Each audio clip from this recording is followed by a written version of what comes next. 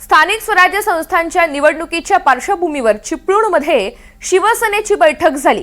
यावेळी पदाधिकाऱ्यांना मार्गदर्शन करताना सामंत यांनी मित्रपक्षांना धमकीवजा इशाराच दिलाय। आपल्याला माहिती म्हणूनच निवडणूक लढवायची आहे, पण कुणाला खुमखुमी असेल तर आपला धनुष्यबाण कसा चालतो हे सुद्धा दाखवू, असा इशारा सामंत यांनी राष्ट्रवादी काँग्रेस आणि भाजपच्या स्थानिक नेत्यांना दिलाय।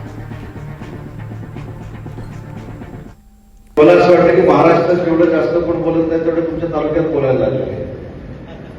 आम्ही स्वबळावर लढणार आहोत, आम्ही जिंकलोच आहोत, आमच्याकडे ही संस्था आहे, आमच्याकडे ती संस्था आहे, आम्ही 33,000 शेतकऱ्यांपर्यंत पोहोचलेलो आहोत। काही म्हणतात आम्ही शाळांपासून 28,000 लोकांपर्यंत पोहोचलेलो आहोत।